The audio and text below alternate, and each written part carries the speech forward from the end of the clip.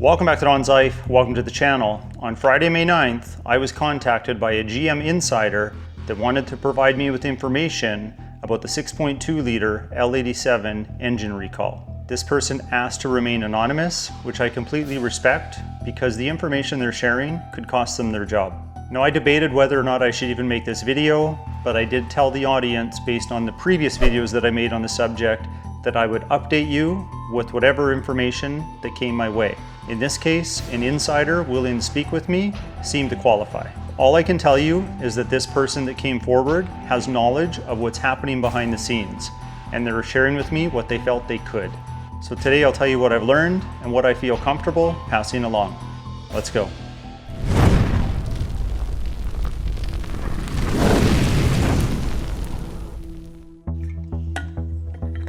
Before I get into the details, I just wanted to take a moment and reflect on something. I've had some time now to reflect on the role that I play being on YouTube when it comes to covering this recall.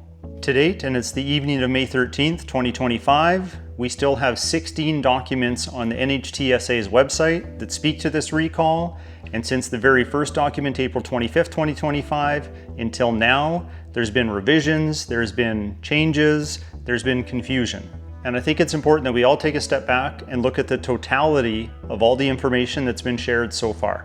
Like many of you, I'm keeping up with articles, social media, and I'm getting bombarded with opinions, facts, fiction, speculation, and I'm just trying to make sense of it all. And it's blatantly obvious that the situation is still evolving. And let's be honest, it's created a lot of confusion, even some anxiety, for people like us that own these vehicles. But we're not the only ones affected by this. Now, I'm not one to impose my opinions on anybody. For those people that have been watching this channel for some time now, you know that's not my style. However, this needs to be said because I do feel strongly about it. But again, it's just my opinion. If GM wasn't fully ready to move forward with this recall, then maybe, just maybe, they shouldn't have put the information in our pockets on our phones in the app. One of the most critical sentences is under the safety risk description. If the engine fails during vehicle operation, the vehicle will lose propulsion, increasing the risk of crash. And then your only option is to schedule service. However, most of you know, and if you've been following my videos, you know that you can't really schedule a service to get this recall looked after yet. Or at the very least, have better language that explains to the owners of these vehicles what to do next. Now, I genuinely feel bad for the frontline staff, the service advisors, the technicians that are stuck in the middle of this. They're not the ones that designed these engines, and they're certainly not the ones that made the decisions that led to this outcome. Let's be honest with ourselves, most of these people are just trying to make a living, take care of their families, and now they have to deal with people like us, frustrated customers that are looking for answers, but they're dealing with delays in the information getting to them, delays in the process, and just like all the safety recalls, there doesn't seem to be a lot of clear direction coming their way either.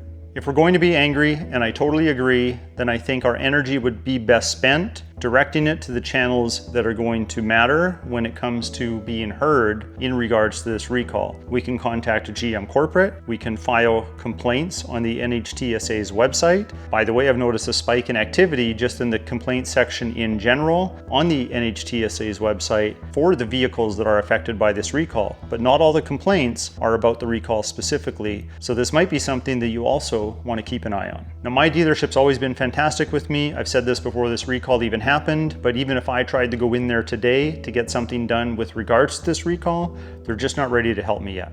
As far as we know, June 9th, 2025 is when notices are officially going to be mailed to customers. That's what was listed on the official safety recall on the NHTSA's website. All right, I'm going to get off my soapbox and redirect our attention to the GM insider that contacted me with knowledge of what's happening behind the scenes. Now, this person sent me a copy of their ID badge at GM. I won't show it in its entirety here, but it was enough for me to believe that this person was real and not out to gain anything from this. Their reasons or motivation for doing this is to honor the hardworking men and women that give it their all every day to put these vehicles on the road. And I hope you understand, but I do need to omit specific details in order to protect this person's identity. I do have more information that I'm just not able to share in this video. Perhaps in the future I will be able to. Also, I might have more information be released to me as time goes on, and whatever I can update you with, I promise to do so. I'll definitely make another video and continue to update you. From here on out, I'm going to refer to my notes so I don't mischaracterize anything that we said in our exchange. So the conversation started around crankshafts, specifically for the 6.2 liter L87. The insider said that they have knowledge that the defective cranks were sourced from a supplier called, and I'm going to say this name wrong, Maximex in Mexico. For those that don't know, Maximex is a leading independent crankshaft manufacturer. They've been around since 1979 and operate two major plants, one in Tenango de Val and another in Ramos Arizpe. I know I said those wrong, but I'm also Canadian, so I get a pass. The issue, according to the insider, is that some of these crankshafts didn't meet the necessary machining tolerances for the mains and pins. That's a huge deal, and when you start having out-of-spec components on a high-performance engine, the risks go way up. So based on that, a change needed to happen. It was decided to shift the production back to the Tonawanda plant. Seems like it was a smart one. For context, Tonawanda, which is near Buffalo, New York, is known for producing engines for the Corvette, the 6.6 liter HDs, and even some of the 5.3 liters and 4.3 liter engines. They have a solid reputation for quality. And I quote, "Please tell your viewers that GM's decisions to outsource to companies that pay poverty wages and have little regard for quality and safety, that's the problem." Those are their words, not mine. We continued our exchange further and agreed that due to globalization, it's very common for all automakers to outsource some of the components for their products. I think our long-standing automotive relationship between Canada and the US are good proof of that. However, certain outsourcing decisions by GM haven't worked out in this case.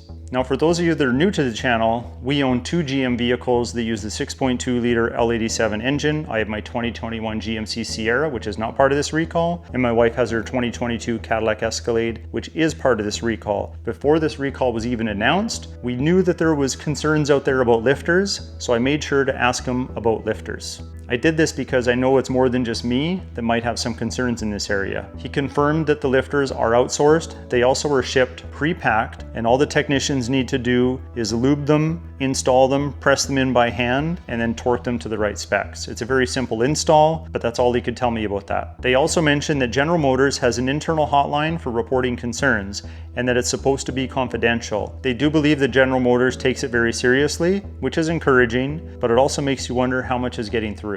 So before wrapping up our conversation, I told them I had one more question. I asked them why they were comfortable reaching out to me. They said that when they learned of the recall, they found my videos on YouTube and that I seemed genuinely upset, or at least that I cared. They appreciated the way that I talked about this, and they wanted to contribute something that was honest to the conversation. Now, this next part I paraphrased a little bit because I needed to protect their identity, but they asked me to pass this along. People who work in these facilities, they feel something special when they see one of their vehicles out on the road.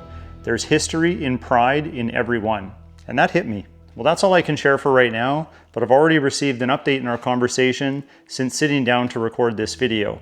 It's a good news story, but Tonawanda is already well on its way to producing what it needs to support this recall. Now, I do have a feeling this person will continue to stay in touch. I'm not sure how much more information I'll receive, but if I have something that's worth sharing, that they're okay with me sharing, I'll definitely keep you up to date. Now, I realize I'm no spring chicken, but look, I've owned vehicles from all the major 3 domestic manufacturers. It just so happens I have a lot of GM products at this moment in time. Now, with the exception of how this recall might make me feel inside, I really haven't had significant problems with any of them. I've been very happy with these vehicles, and I may continue to be happy with them. I just hope that we get this issue sorted out and people are treated fairly.